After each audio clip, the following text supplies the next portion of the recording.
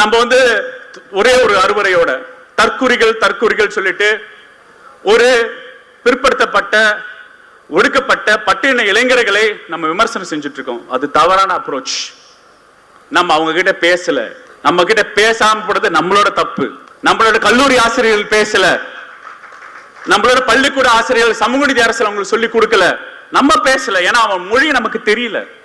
நம்ம டிவிகேக்கு சப்போர்ட் பண்ற கோடிக்கணக்கான லட்சக்கணக்கான மக்கள், நம்மளுடைய நண்பிகள், நம்மளுடைய ஜென்சி கிட்ஸ் எல்லாரையும் தற்குறிகள்னு சொல்லி வாங்கி கட்டிக்கிட்டு இப்போ அவங்களாம் தற்குறி எல்லாம் கிடையாது, அப்படியெல்லாம் அவங்கள கூப்பிடாதீங்க. அவங்க சங்கிகள்லாம் கிடையாது, அப்படியெல்லாம் அவங்கள கூப்பிடாதீங்கன்னு சொல்லி ஒரு குரல். யாருடா அந்த குரல் அப்படின்னு பார்த்தா, இப்ப ரீசெண்டா அறிவு திருவிழான்னு ஒண்ணு நடத்தினாங்கல்ல, சாரி அவதூறு திருவிழா. அதுல அவங்க தலைமையே குழப்பற மாதிரி, அறிவு கண்ணை திறந்து வைக்கிற மாதிரி ஒருத்தர் பேசியிருக்கிறார்.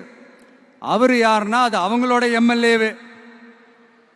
அந்த எம்எல்ஏ யாருன்னா நம்மளுடைய கொள்கை தலைவர்கள் ஒருத்தரான மக்கள் சேவகர் அஞ்சலை அம்மாளோட சொந்தக்காரர். என்னடா இது இப்படி ஆகி போச்சு?